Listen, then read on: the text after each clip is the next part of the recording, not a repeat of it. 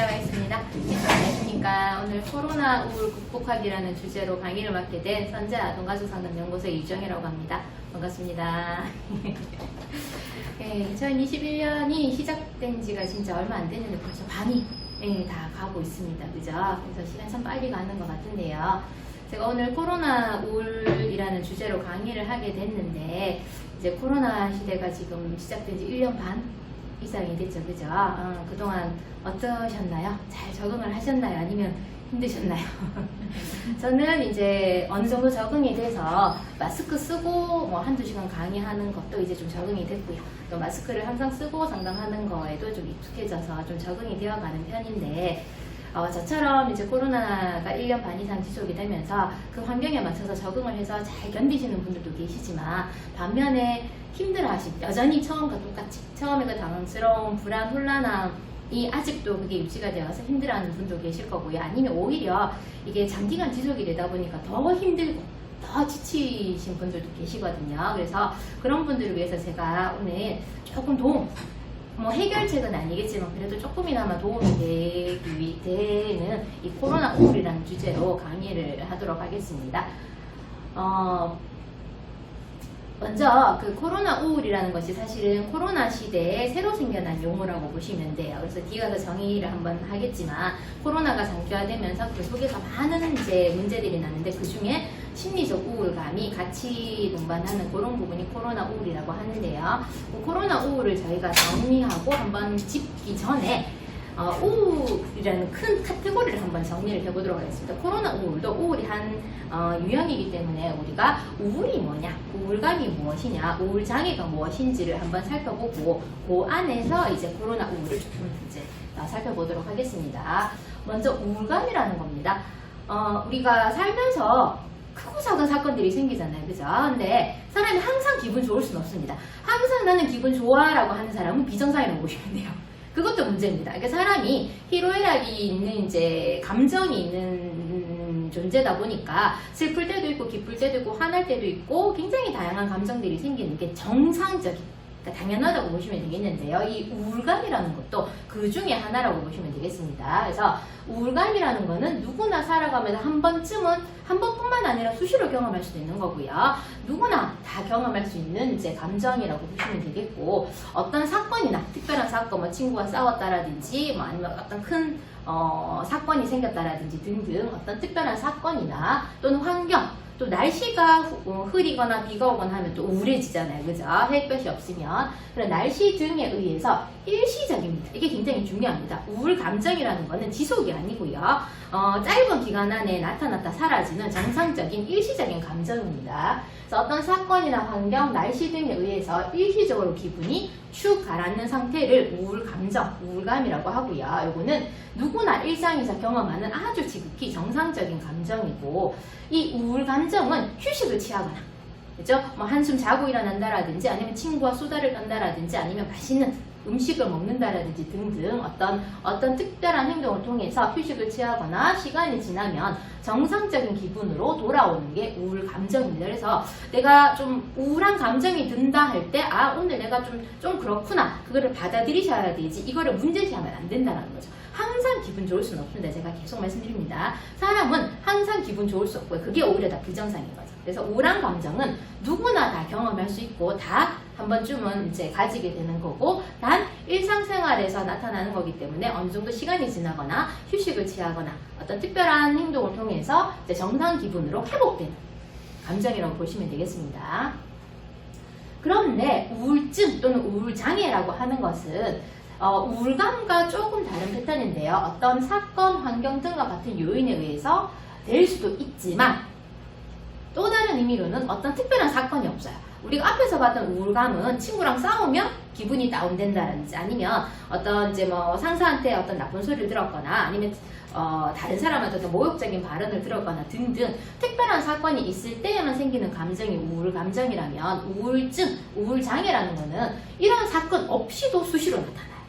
그래서 별일 아닌데 갑자기 기분이 축 가라앉는다라든지 짜증이 난다라든지 화가 난다라든지 아니면 슬퍼진다라든지 등등 그런 이제 감정이 나오는 거고요. 그래서 어떤 사건, 환경 등과 같은 요인에 의해서 이제 우울증이 될 수 있지만 이러한 사건 없이도 나타날 수 있는 게 우울증이고요. 또 시간이 지나도 우울 감정은 어느 정도 시간이 지나면 회복이 되고 이제 해소가 될 수 있는데 우울증, 우울장애라는 거는 시간이 지나도 이게 해소가 되지 않고 오래 지속이 되는 게 이제 우울감, 오래 지속되는 우울감이 우울증 이렇게 보시면 되겠습니다. 그래서 슬픔, 공허함, 짜증스러운 기분과 수반되는 신체적, 인지적 증상으로 인해서 개인의 기능을 현저하게 저하시키는 부정적 증상이 우울증이라고 보시면 되겠습니다. 그래서 이런 우울한 감정이 오래 지속이 되고 좀 깊다 보니까 그게 나의 일상생활에 영향을 미치는데 신체적으로도 영향을 미쳐요. 그래서 소화가 안 된다라든지 잠이 안 온다라든지 아니면 몸이 막 축 처진다라든지 등등 해서 우리 신체적으로도 그게 증상이 나올 수가 있고요. 또 인지적 증상이라고 해서 사고가 제대로 이제 되는 거를 또 방해를 해요. 그래서 우울한 감정이 굉장히 깊거나 우울 장애가 있으신 분들은 사고가 굉장히 빈약하다고 해야 되나? 이렇게 조금 이제 시야가 좁은 거죠. 그래서 한 가지밖에 못 본다라든지 아니면 왜곡해서 받아들인다라든지. 예를 들어서 인지적인 증상으로 한 가지 예를 들어 드리면 이제 사람들이 지나가다가 툭 쳤어요. 아니면 누가 지나가다가 웃으면서 지나갔어요. 그러면 그 상황을 보고 정상적인 사람들은 저 사람 웃네? 하고 갈 수 있는 사건인데 이 우울증이 있으시거나 우울 감정이 굉장히 깊으신 분들은 그런 상황에서도 그 사람이 웃은 게 본인을 비하했다. 본인을 지금 비웃었다라고 왜곡해서 받아들여서 더 우울해지거나 더 이제 화가 나거나 이런 행동이 나오는 거죠. 그래서 이 우울증이 있으신 분들은 신체적인 것뿐만 아니라 인지적으로도 그러니까 사고가 조금 편협하거나 비약되거나 왜곡된 사고를 할 수가 있게 되는 거고요. 그로 인해서 개인의 기능을 현저하게 떨어뜨리는 그러니까 저하시키는 이제 부정적 증상을 우울증이라고 볼 수가 있겠습니다. 요거는 심리적 독감이라고 합니다. 많이 들어보신 용어죠. 그죠? 그래서 우울증도 예전에는 이제 우울증 때문에 내가 약 먹는다, 우울증 때문에 병원 간다 그러면 사람들이 이상하게 볼 수 있지만 요즘은 인식이 많이 개선이 되고 사람들이 우울증을 받아들이는 게 많이 바뀌어서 좀 덜 하긴 한데요. 심리적 독감입니다. 그러니까 감기예요. 정서적으로 내가 경험하는 감기이기 때문에 이 우울증이 뒤에 가서 우리가 한번 자가 진단을 해볼 겁니다. 나의 우울증은 어느 정도인지. 그래서 그 우울증 자가 진단에 조금 이제 점수가 높게 나오셨다 하면 병원을 가보시는 게 굉장히 중요합니다. 그래서 그런 걸 부끄러워하실 필요가 없다는 거예요. 내가 지금 독감으로 힘들면 병원 가서 약 타 먹듯이 정서적으로도 힘들기 때문에 내가 도움을 받아야 되는 거죠. 그래서 정서라는 거, 내 기분이라는 거, 감정이라는 거를 혼자 해결하면 제일 좋겠지만 그러지 않으신 분들은 주변의 도움이나 외부의 도움을 받는 것도 굉장히 중요합니다. 내가 편해지기 위해서. 그래서 이런 우울증으로 약을 먹거나 아니면 어떤 정신적인 문제로 심리적인 문제로 도움을 받는 거는 나를 위한 겁니다. 이게 굉장히 중요합니다. 다른 사람이 아니라 내가 편해지기 위해서. 내가 편해지기 위해서 이제 그런 도움을 받아야 되는 거죠. 그래서 우울증이라는 거는 우울 감정보다 조금 더 깊은 거고 이런 심리적 독감이다. 이렇게 보시면 되겠고요. 그러면 앞에서 말했던 우울감과 우울증의 차이를 보시면요. 일단은 첫 번째로 지속성이 있습니다. 말씀드렸다시피 우울감은 굉장히 일시적이에요. 그래서 금방 나타났다가 뭐 어떤 특별한 행동을 통해서 아니면 시간이 지나면 아니면 잠 한숨 자고 일어나면 이렇게 사라질 수 있는 일시적인 감정이고 이러한 우울감이 장기간 지속이 되거나 오랫동안 반복해서 그러니까 수시로 나오는 거죠. 장기간 지속이 되거나 오랫동안 반복적으로 우울함을 느낀다면 요거는 우울증으로 볼 수가 있다는 거고요. 두 번째 차이는 감정의 이유입니다. 말씀드렸다시피 우울감은 명확한 이유가 존재해요. 뭐 부부싸움을 했다거나 친구랑 싸웠다거나 아니면 어떤 특별한 사건을 경험했다거나 했었을 때 생기는 게 우울감인 거죠. 그래서 우울감은 명확한 이유가 존재를 하지만 우울증은 특별한 이유가 없습니다. 그래서 가만히 있는데 그냥 괜히 기분이 안 좋아진다라든지 아니면 괜히 뭔가 이렇게 조금 기분이 나빠지거나 이런 거죠. 그래서 우울증은 특별한 이유가 없어서 설명하기가 어려워요. 왜 그렇게 기분이 다운돼 있어? 라고 물으면 몰라 나도 모르겠어. 이유가 없어. 이유 없이 다운되거나 아니면 슬퍼지거나 짜증이 나거나 분노가 나거나 하는 것들은 다 우울감으로 우울증으로 우리가 볼 수가 있다는 거죠. 그래서 감정의 이유가 명확하냐 아니면 이유 없이 우울한 감정이 오래 지속되느냐 요 차이고요. 마지막 세 번째 차이는 일상생활에 주는 영향 정도입니다. 말씀드렸다시피 우울감은 그냥 그 순간만 지나고 나면 크게 영향은 안 줘요. 영향은 안 주는데 우울증은 일상생활 전반에 영향을 줄 수가 있습니다. 그래서 뭐 앞에서 봤던 것처럼 이제 인지적인 부분에도 영향을 줄 수가 있고요. 그 다음에 신체적인. 그래서 신체화 증상이라 해가지고 내가 굉장히 우울증이 심하신 분들은 몸으로 표현이 돼요. 그래서 아마 그 중년 여성분들 같은 경우에는 이유 없이 몸이 아파서 병원을 가는 거예요. 근데 병원 가서 다 검사를 해봐도 이상이 없습니다 라고 하면 제일 마지막에 의사 선생님은 뭐라고 합니까? 정신과 가보세요. 응, 정신과 가보세요. 그 이유가 내 안에 있는 우울감이나 이런 이제 부정적인 감정들이 나도 모르게 신체로 자꾸 나타나는 거죠. 그게 신체화 증상이라 그래가지고 그럴 경우 정신과 가면 진단받는 게 이제 화병이라든지 아니면 우울증이라든지 이렇게 진단이 되는 거죠. 그래서 일상생활 전반 그것뿐만 아니라 행동에도 영향을 줍니다. 나도 모르게 분노가 참아지지 않아서 이렇게 뭐 이렇게 과격하게 행동을 하게 한다라든지 해서 인지적, 그 다음에 이제 신체적, 행동적인 것까지 이제 영향을 미칠 수 있는 게 우울증이라고 볼 수가 있겠습니다. 그래서 우울감과 우울증의 차이는 이런 세 가지가 있는데요. 영상을 보시는 분들도 지금 나의 상태를 한번 점검해 보세요. 그래서 나는 이 우울증이 어느 정도인지, 우울감인지 아니면 우울증으로 발전을 했는지, 아니면 제가 설명하는 거를 본인한테 계속 이제 대입을 시켜서 들어보시면 자기 점검이 되는 거죠. 그래서 굉장히 중요한 게 이제 정서적인 문제를 해결하는 데서 중요한 부분 중에 하나가 자기 점검입니다. 그러니까 내가 나를 알아야 돼요.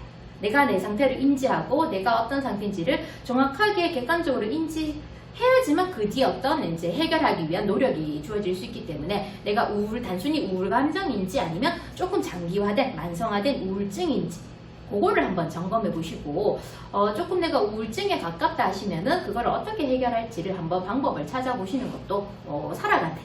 그죠? 계속 말씀드리지만 정서적인 부분은 남을 위한 게 아닙니다. 내가 편하기 위해서. 일단 내가 편하고 내가 마음이 정상적으로 돌아와야지만 다른 모든 것들이 제대로 볼 수가 있거든요. 그래서 나를 위해서 한번 점검해 보시면 도움이 될 것 같습니다. 그러면 이제 요 뒤에 가서 우리 코로나 우울에서도 아마 영향을 미칠 수 있는 원인인데요. 우울증을 유발하는 많은 원인들이 있는데 그 중에서 많은 이제 전문가들이 동의하는 부분 중에 하나가 우울증을 유발하는 사고의 특성이 있습니다. 그래서 즉 생각이 어떠냐, 어떤 생각을 하냐에 따라서 우울증이 유발될 수도 있고 이제 아니면 우울증이 그냥 우울감으로 끝날 수가 있다는 거죠. 그래서 우울증을 유발하는 사고가 어떤 특성들이 있는지를 한번 살펴볼 건데요. 첫 번째로 부정적이고 비관적인 사고로 많이 유발이 돼요. 그래서 우울증을 가지신 분들은 이제 뭔가를 볼 때 굉장히 긍정적인 부분을 보기보다는 부정적인 부분을 굉장히 많이 봅니다. 예를 들어서 컵에 물이 반이 있으면 아이고 그래도 아직 반이나 남았네 이렇게 보는 게 아니라 반밖에 없네 어떡하지 저거 먹고 나면 끝인데 이렇게 보는 거죠. 그래서 부정적인 생각 또는 굉장히 비관적인 생각을 많이 하시는 분들이 우울증으로 갈 확률이 높아지는 거죠. 그래서 첫 번째 사고의 특성이고요. 이런 부정적인 생각이 기분을 우울하게 할 뿐만 아니라 말씀드렸다시피 부정적인 행동도 초래를 합니다. 뭐 예를 들어서 사람하고 대화할 때 어차피 저 사람은 나를 좋아하지 않을 거야 라는 거를 미리 이제 미리 생각하고 그 사람한테 이제 되게 나쁘게 행동하는 거죠. 아니면 그 사람 말을 좀 이렇게 톡톡 받아친다라든지 그렇게 행동하는. 그래서 부정적인 감정이 부정적인 행동을 초래하게 됩니다. 그래서 우리가 상담을 하면 이 사람의 인지, 정서, 행동이 같이 움직여요.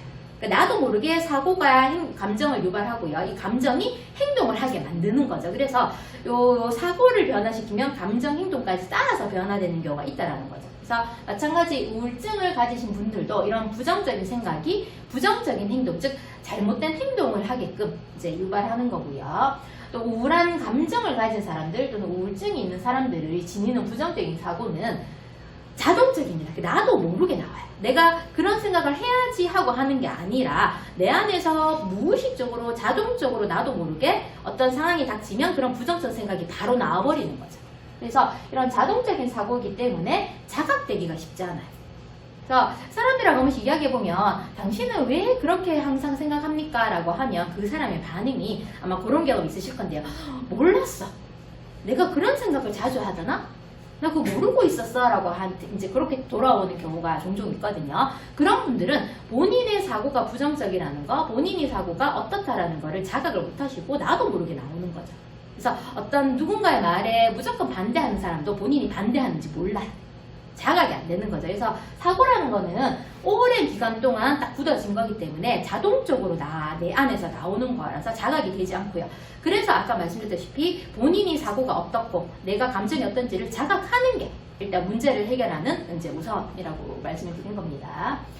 그리고 이 부정적인 그 우울증을 가지신 분들이 특히나 부정적으로 보는 부분이 자기 자신. 그러니까 굉장히 자존감도 낮고요. 자기를 비하하고. 비관, 자기에 대한 이제 비난을 굉장히 많이 하죠. 그래서 자책도 굉장히 많이 하고 다 내 탓으로 생각해요. 그래서 자기 자신에 대해서도 부정적으로 생각하고 그리고 자기 미래, 앞으로 다가올 미래가 굉장히 부정적이에요. 해서 뭐 하나? 어차피 안 될 건데. 어차피 변화 없을 건데. 뭐 좋아지겠나? 뭐 더 나빠지겠지. 뭐 이런 식으로 미래에 대해서도 굉장히 부정적으로 생각을 하고요. 또 주변의 환경에 대해서도. 내 주변의 환경도 물론 안 좋은 부분도 있지만 그래도 좋은 거. 예를 들어서 코로나 시대에 이제 물론 모든 게 다 막혔어요. 그러니까 경제활동이나 아니면 어떤 내가 성취감을 느끼거나 이제 삶의 활력을 느꼈던 많은 활동들이 다 제약을 받고 못하게 돼서 되긴 하지만 또 어떤 면에서 보면 그만큼 시간이 남았기 때문에 나를 한번 돌아보거나 혼자 조용히 앉아서 이제 나 자신에 대해서 한번 돌아보거나 내 삶을 한번 점검해보거나 아니면 혼자서도 또 할 수 있는 새로운 활동들을 찾아볼 수가 있는데 그래서 이제 여담이지만 음악 하시는 분들이 코로나 시대 때문에 좀 좋은 노래들이 많이 나와요. 시간이 많아지다 보니까 그만큼 이제 곡을 그 다음에 그 코로나 시대 우울감 이런 것들을 음악으로 작업을 해가지고 새로운 노래들도 많이 이제 나와서 그분들이 하는 말은 물론 이 코로나가 굉장히 안 좋고 되게 힘든 시기긴 하지만 덕분이라 하긴 못하긴 하지만 그래도 그 코로나 때문에 내가 이런 좋은 곡을 냈습니다 라고 이야기를 하거든요. 그래서 이 환경도 그 중에서 물이 반이나 남았네요를 찾아보시면 긍정적으로 볼 수가 있는데 이 우울증이 있으신 분들은 자기 자신뿐만 아니라 미래, 그 다음에 주변 환경까지도 다 부정적으로 평가를 하기 때문에 이 우울 감정이 해소되지 않고 더 그러니까 심화되거나 더 이제 나한테 문제가 되는 거죠. 그렇기 때문에 우울증을 가지신 분들은 사고의 변화가 우울증을 유발하는 굉장히 중요한 요소가 됩니다. 다른 부분도 있겠지만 일단은 사고 전환이 필요해요. 괜찮아, 그럴 수 있어. 자, 괜찮아, 그럴 수 있어. 그러니까 한 가지 예를 들어드리면, 이제 우울증이 있으신 분들이 자존감이 낮으시죠. 본인에 대해서 굉장히 부정적으로 인식하기 때문에 자기 비하도 많이 하시고 자책도 많이 하시고 자존감도 낮으세요. 그래서 이 자존감이 낮으신 분들은 특성이 뭐냐면 내 스스로가 나를 인정을 안 해요. 그러니까 남이 뭐라 하든지 간에 아이고 니는 내 욕해라. 그래 난 내가 좋다. 이런 마음이 없으시고 다른 사람의 평가에 내가 따라가는 거죠. 그래서 내가 예를 들어서 굉장히 예쁜 옷을 샀어요. 나는 살 때 굉장히 마음에 들어서 예쁜 옷을 사서 입고 갔는데 주변 사람이 그 옷 니한테 안 어울린다. 그러면 그 전에 살 때 내가 나한테 어울린다고 생각해서 샀지만 남의 그 한마디가 맞아 이 옷은 나한테 안 어울려. 나는 옷을 잘 못 골라. 내가 역시 그렇지 뭐. 이렇게 전환이 되는 거죠. 그러면 그 속에서 굉장히 우울해지는 거예요. 그래서 이 우울증이 있으신 분들은 자기 자신에 대한 가치를 남한테 평가를 맡겨요. 그래서 남이 내가 원하는 평가를 안 해주면 굉장히 자존감도 낮아지는 뿐만 아니라 비하. 내가 그렇지 뭐란 자기 비하 아니면 다 내 탓이야. 내가 하는 게 다 그렇지 자기 자책이나 자기 비하로 가는 거죠. 근데 남이 뭐라든지 간에 내만 좋으면 괜찮아. 그게 남한테 피해가 될 정도는 아니면 되는 거죠. 그죠? 다른 사람이 뭐라 하든 나는 내가 즐겁기 때문에 하는 거야. 나는 내가 이게 마음에 들기 때문에 괜찮아 라는 마음을 가지고 있으시다면 이 우울증에서 벗어날 수도 있고 우울증이 걸리기가 쉽지 않다는 거죠. 그래서 이 사고 변화 굉장히 중요합니다. 그래서 말씀드렸다시피 물이 반밖에 없네가 아니라 물이 반이나 남아있네. 괜찮아. 반이나 남아있잖아. 이런 거를 수시로 하셔야 돼요. 그러니까 이거를 자기 암시라 그러는데요. 사고도 변할 수 있습니다. 말씀드렸다시피 자동적으로 오랜 기간 동안 나한테 형성된 사고책이긴 하지만 노력에 의해서 그걸 변화시킬 수가 있어요. 그러니까 성인 내담자들하고 한번 상담을 해보면 제가 이 부분을 좀 많이 집어드리면 생각을 바꾸는 거. 그래서 그래도 이런 부분은 좋지 않습니까? 그래도 이만큼 해오셨잖아요. 그러면 처음에는 그거를 못 보시던 분들이 나중에는 아유 선생님 말씀대로 그래도 내가 이거 했잖아요. 그래 생각하니까 마음이 편해져서 좀 덜 힘듭니다 라는 말씀을 많이 하시거든요. 그래서 생각을 바꾸면 이 우울증이나 우울 감정도 내가 조절할 수가 있고 극복할 수가 있고 좀 덜 힘들게 된다는 거죠. 그래서 본인 들으시면서 본인을 점검하세요. 나는 사고가 어떤지, 좀 물이 반이나 있네로 보는지 아니면 반밖에 없는데 어떡하노? 이렇게 보는지. 그래서 내가 어떤지를 알아야지만 그거를 변화시킬 수가 있으니까 물이 반밖에 없네라고 상황을 인식하시는 분들은 괜찮아, 반이라도 남아있는 게 어디야? 그럴 수도 있지. 지나고 나면 괜찮겠지 뭐 이런 식으로 긍정적으로 상황을 보시고 또 본인에 대해서도 남이 뭐라 하든지 간에 나는 내가 좋아. 이런 이제 자기 자신한테 힘을 주는 그런 사고를 반복해서 하신다면 우울증이나 이제 우울 감정에서 벗어날 수 있을 겁니다. 그러면 우리가 코로나 우울하기 전에 이 우울증이라는 게 말씀드렸다시피 본인이 본인을 먼저 알아야 된다고 말씀드렸잖아요. 그래서 자가 진단을 한번 해볼 건데요. 영상을 보시는 분들도 잠시 영상을 멈춰놓고 한번 같이 해보세요. 그래서 본인 한번 점검해 보실 건데요. 요거는 질병관리본부 홈페이지에 이제 있는 자료를 제가 가지고 발췌해서 가지고 왔는데요. 일단 20문제입니다. 총 20문항이고 지난 일주일 동안 내가 어땠는지를 체크를 하는 건데요. 예를 들어서 평소에는 아무렇지 않던 일들이 갑자기 귀찮게 느껴져서 하기 싫어졌어. 이런 게 내가 일주일 동안에 극히 드물다는 이제 0점. 그 다음에 가끔은 1점, 자주는 2점, 거의 대부분 일주일 내내 그런 감정이야. 그러면 이제 3점에 체크를 하시는 거죠. 근데 극히 드물다는 1일, 거의 하루 정도 아니면 하루도 아닌 거. 그 다음에 가끔은 하루에서 이틀 정도. 그 다음에 자주는 3, 4일 정도.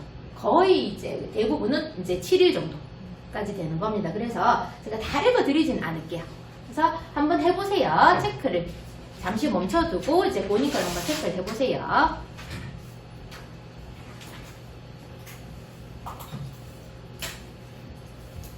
멈춰두시고 하시면 되니까 제가 넘어갈게요.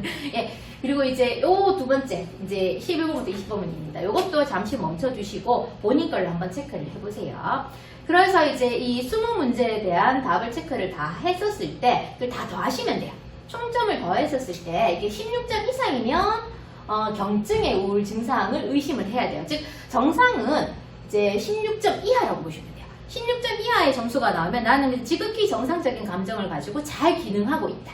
이렇게 보시면 되겠는데요. 16점 이상이면 약간의 경증, 아주 약간의 우울증이 있다는 거고요. 21점 이상이면 중증 정도의 우울한 감정, 우울 증상이 의심이 되고 25점 이상일 경우에는 중증입니다. 그래서 조금 심각한 우울 상태이기 때문에 검사 결과가 18점 이상일 경우에는 이제 경증이고 25점 이상일 경우에는 심각한 우울 상태가 있는 거고 이런 게 좀 지속이 오래되었다 하시는 분들은 말씀드렸다시피 도움을 받으셔야 합니다.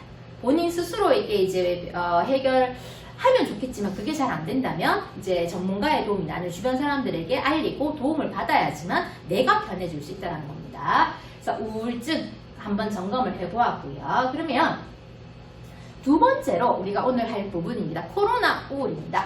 이게 코로나 우울이라는 게 원래는 코로나 블루라고도 하는데요. 블루가 우리 파란색을 의미하지만 정서적으로는 좀 우울감 이런 걸 많이 지칭하잖아요. 그래서 코로나 우울, 코로나 블루라는 이야기를 하는데요. 코로나와 우울의 합성어입니다.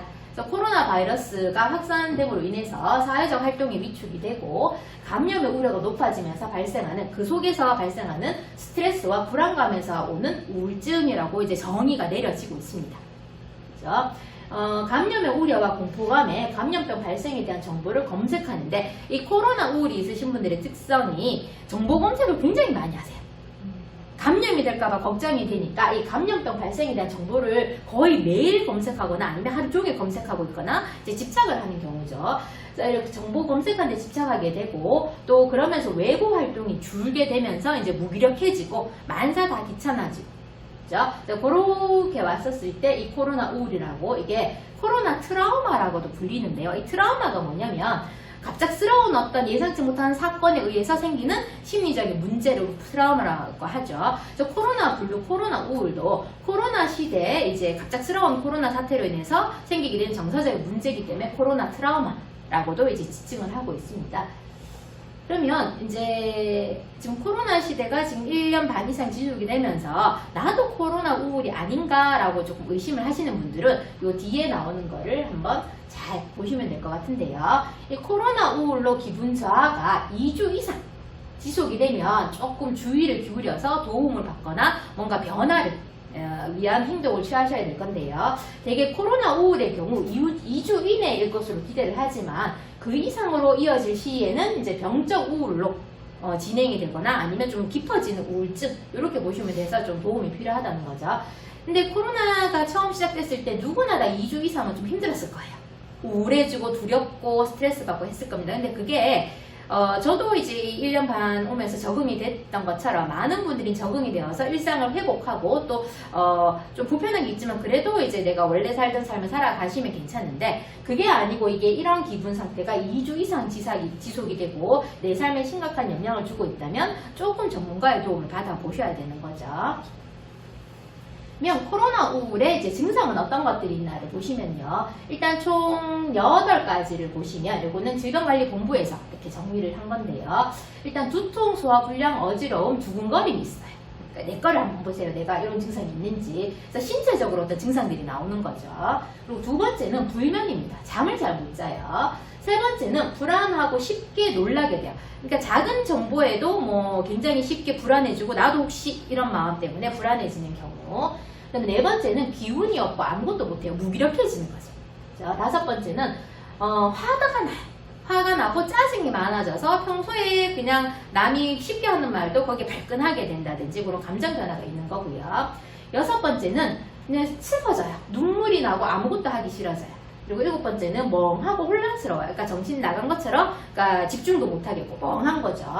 여덟 번째는 잘 기억하지 못하고 집중하기 어려워지는 이런 증상들이 지속이 되거나 이 중에서 총 4가지 정도가 한 2주 이상 지속이 되면 코로나 우울이다라고 전문가들이 정의를 내리고 있더라고요. 이런 8가지 중에서 4가지 이상이 내가 오래 지속이 된다 그러면 나도 코로나 우울인가 라고 한번 의식해 보실 필요는 있을 것 같아요.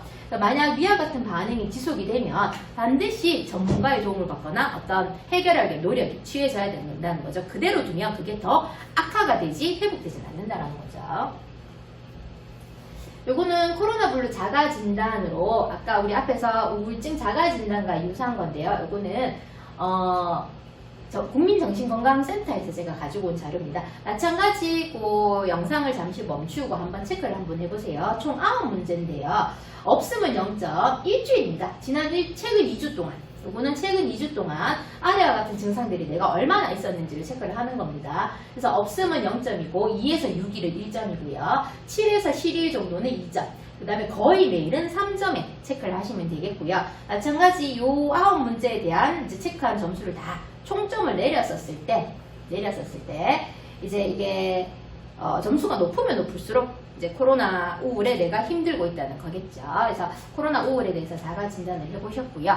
마지막으로 이런 코로나 우울을 우리가 어떻게 극복할 것인가. 사실은 코로나가 끝나야지만 회복이 되겠지만 이게 언제 끝날지 지금 아무도 단정할 수도 없고 예측할 수도 없기 때문에 이 코로나가 있는 상황 속에서 우리가 그래도 좀 마음을 회복하고 일상생활에 적응하려는 노력이 필요하겠죠. 그러기 위해서는 무엇을 해야 되는가를 보시면 먼저 첫 번째로 규칙적인 생활하기입니다. 굉장히 중요합니다. 잘 먹고 잘 자는 거. 규칙적으로 잘 먹고 잘 자는 게 굉장히 중요한데요. 일정한 시간에 일어나고 규칙적인 식사와 운동을 하는 것이 이제 이 심리적 안정감, 그 다음에 기분 회복, 부정적인 기분을 없애는 데 굉장히 중요합니다. 불규칙한 생활로 생체 시계 흐름이 망가진다면 우울감이 더 심해질 수가 있는 거죠.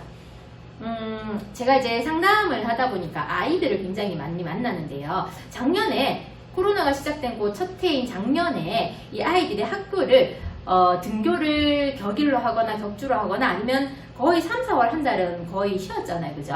그러다 보니까 아이들이 이 흐름이 다 망가진 거예요. 아침에 이제 일어나서 등교하고 하교하고 이렇게 정상적인 규칙적인 생활들이 있었는데 그게 다 망가진 거예요. 그래서 온라인 수업을 해도 사실은 아이들이 이제 학교 직접 가서 하는 것보다 조금 몰입도가 떨어지는 거죠. 그러다 보니까 그 속에서 이제 생활 흐름이 다 흐트러져 가지고 정서적 어려움을 겪는 아이들이 굉장히 많아진 거죠. 그건 아이들뿐만 아니라 성인도 마찬가지라는 겁니다. 재택근무라고 해가지고 출근 안 하니까 좀 흐트러진다라든지 또 혼자 있다 보니까 이게 너무 이제 외로움이나 이런 것 때문에 힘들어진다라든지 해서 규칙적이지 않은 생활로 인해서 이제 나의 생체 리듬이 망가지고 그 속에서 우울감이 이제 심화될 수 있기 때문에 내가 뭔가 일하러 가거나 아니면 학교를 가지 않더라도 제 시간에 일어나고 밥 먹을 시간에 밥 먹고 하루의 일과를 좀 규칙적으로 정해놓고 매번 반복해서 하는 게 이 코로나 우울을 극복하는 하나의 방법이 되는 거죠. 그래서 본인 걸 한번 점검해 보세요. 나는 그러고 있는지 아니면 할 일이 없기 때문에 뭐 늦게 일어나는 날도 있고 아니면은 뭐 일찍 일어나는 날도 있고 이게 굉장히 불규칙한지 이걸 한번 점검해 보세요. 근데 규칙적으로 생활하는 것이 이 코로나 우울에서 벗어나는데 굉장히 중요하다는 겁니다. 그리고 두 번째는 이게 코로나에 대한 올바른 지식을 가져야 됩니다. 말씀드렸다시피 코로나 우울에 이제 걸려 있거나 코로나 우울이 심하신 분들은 이 코로나에 대한 그 정보를 영적으로 수집을 하세요. 그러니까 굉장히 집착을 하는 거죠. 혹시나 해가지고. 근데 그러다 보면 그 속에 정보가 항상 다 올바른 정보는 아니거든요. 그래서 수많은 정보가 굉장히 과장되어 있거나 아니면 바르지 않은 정보들도 굉장히 많다라는 겁니다. 그러면 그런 정보들 때문에 오히려 더 불안해지고 혼란해지기 때문에 코로나 우울로 갈 수가 있다는 거죠. 그래서 다른 사람이 뭘 하든지 간에 내가 올바른 정보만 제대로 잘 이제 가지고 있다면 이 불안감에서 조금 벗어날 수 있다는 거죠. 또 코로나 우울로부터 자신을 보호하기 위해서는 불확실한 소문에 현혹되지 않고, 그래서 카더라 통신을 들으시면 안 된다는 거예요. 누가 뭐라 카더라 이건 안 되는 거죠. 그래서 불확실한 소문에 현혹되지 않고 흔들리지 않도록 하는 게 굉장히 중요한 거고요. 코로나에 대한 진위가 확실치 않은 정보도 있기 때문에 정보를 어떻게 선택할 것인가. 그래서 질병관리본부에서 공식적으로 브리핑하는 정보에 조금 더 의존하시고 그 외에 다른 사람들이 뭐 카더라 하는 거는 좀 덜 의존하시는 게 나한테 도움이 된다는 거죠. 코로나 블루에서 벗어나기 위해서. 그래서 두 번째는 올바른 지식을 갖는 게 굉장히 중요하고요. 그리고 세 번째는 랜선으로 만나요. 그래가지고 지금 언택트 시대죠. 그러니까 강의도 직접 듣지 못하고 지금 영상으로 보는 것처럼 사람을 만나지 않고 모든 게 많이 이루어지는 시대다 보니까 거기에서 내가 어떻게 할 것인가, 그 공허함이나 상호작용을 하지 못해서 사람과 사회적 거리두기로 인해서 가지게 되는 감정을 내가 어떻게 극복하고 다룰 것인가가 굉장히 중요한데요. 사회적 거리두기와 물리적 거리두기로 사람을 만날 수가 없어서 그 속에서 굉장히 고립되거나 외로움을 느끼시는 분들이 굉장히 많거든요. 그럴 때는 전화나 화상통화로 누구와 그러니까 소통 창구는 요즘 언택트, 그러니까 랜선으로 하니까, 그러니까 영상 통화를 하거나 아니면 이제 목소리를 듣거나 아니면 내가 좋아하는 그 활동을 하나 찾으셔도 괜찮아요. 화면을 통해서. 그렇죠? 그런 것들을 통해서 마음을 나누고 조금 이제 거리는 있지만 마음은 좀 가까워지는. 이제 그런 게 필요하고, 뭐 예를 들어서 하루에 한 번 친구한테 안부 문자 보내기, 아니면 하루에 한 번 친구 목소리 듣기. 이런 걸 통해서 그래도 내가 관계를 하고 있구나라는 느낌을 가지신다면 코로나 우울에서 조금 이제 벗어날 수가 있겠죠. 그 다음에 네 번째는 이게 굉장히 중요합니다. 어쩔 수 없어요. 새로운 환경에 적응해야 됩니다. 이게 마스크를 벗는다 하더라도 이 코로나라는 바이러스가 계속 존재하게 되는 거죠. 완전 사라지는 건 아니기 때문에 변화된 환경에 내가 적응해야 되는 수밖에 없는 거죠. 그래서 코로나의 장기화로 변화되어가는 일상에 적응할 수 있도록 틈틈이 새로운 환경에 적응하기 위해서 필요한 것이 무엇인지, 그리고 내가 무엇을 해야 되는지 한 가지 예를 들어 드리면, 코로나 때문에 이제 우울하신 분들이 내가 존재감을 느꼈던 활동들을 다 못하게 되니까 그 속에서 그러니까 내가 지금 의미가 없는 거예요.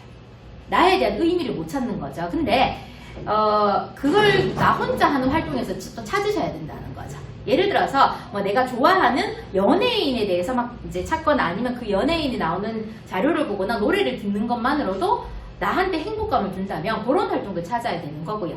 아니면 내가 할 수 있는 것, 나 혼자 할 수 있는 뭐 식물 키우기라든지 아니면 아주 작은 활동들로 인해서 내가 존재감을 가지셔야 된다는 거죠. 그래서 전문가들이 추천하는 거는 하루에 한 가지씩 나를 위한 행동하기. 예를 들어서 나한테 커피 한 잔 사주기, 아니면 나를 위해서 뭐 핀 하나 사기, 아니면 나를 위해서 책 한 권 사기 등등해서 다른 사람이 아닌 나를 위해서 무언가 하는 활동을 하고 또 나한테 칭찬해주기 활동도 추천을 하시더라고요. 한번 해보세요. 오늘은 내가 무엇을 잘했는지, 오늘 하루 마감하면서 나한테 칭찬해줄 게 무엇인지를 그러니까 의도적으로 처음에는 조금 이제 쑥스럽고 낯간지러울 수 있지만 나한테 내가 칭찬을 자꾸 해야지만 이 타인에게 의존하던 마음이 이제 조금 회복되고 벗어날 수 있기 때문에 우울감에서 벗어날 수 있다는 거죠. 그래서 새로운 환경에 적응하기 위해서 내가 할 수 있는 게 뭔지를 찾고 주로 나를 위한 활동들을 한번 이제 점검하고 찾아보고 시행하는 그런 걸 제가 조언을 드리고요. 그 다음에 마지막입니다. 코로나 우울 극복하기 마지막으로 아까 말했던 자가 검진 있죠. 우리가 자가 진단으로 했던 검사에서 점수가 굉장히 높게 나왔다면, 높은 점수가 나왔다면 혼자 힘들어하지 말고 반드시 주변 사람에게 알리고 전문가의 도움을 받아야 된다는 겁니다. 주변인이나 전문가의 도움을 받기인데요. 코로나로 인해서 불안한 상태가 지속적으로 나타나게 된다면 주변 사람한테 도움을 요청하거나 상당 기간 지속된다면 정신건강의학과 진료를 받아서 그거를 회복을 해야 된다는 거죠. 즉 혼자 끙끙 앓고 있지 마시라는 겁니다. 이거는 혼자 한다고 해서 뭔가 해결될 게 아니기 때문에 물론 제가 말씀드린 방법들을 통해서 혼자 극복할 수도 있긴 하지만 이게 정도가 너무 심하다면 혼자 힘으로는 안 되기 때문에 반드시 도움을 받으셔야 되고 도움받는 거를 쑥스러워하거나 너무 불편하시지 마셨으면 좋겠어요. 그래서 내가 감기 걸리면 병원 가서 약타 먹듯이 내가 정서적인 감기 심리적인 감기이기 때문에 당연히 도움을 받으셔도 된다는 거죠. 그래서 혼자 힘들어하지 마시고 주변 사람들, 전문가의 도움을 통해서 회복을 하셔야지만 내가 편해진다는 거죠. 그래서 우울증은 다른 사람도 아닌 내가 제일 힘든 경우입니다. 그래서 내가 좀 편해지고 편하게 남은 삶을 살아가기 위해서는 도움을 받는 게 당연하다. 또 반드시 도움을 받으시라. 이렇게 제가 말씀을 드리고 싶습니다. 그래서 오늘 제가 준비한 강의는 여기까지인데요. 짧은 시간이기 때문에 얼마나 많은 도움이 되신지는 모르겠지만 그래도 그 중에 한 가지라도 기억에 남는 게 있으시다면 그거를 꾸준하게 실천을 해서 이 코로나 시대에 조금 건강하게 좀 견디셨으면 좋겠고요. 이렇게 견디다 보면은 언젠가 또 우리가 생각하는 좋은 날이 있을 거니까 이제 잘 본인 마음을 다스리면서 잘 견디시길 바라겠습니다. 항상 건강하시고요. 오늘 제가 준비한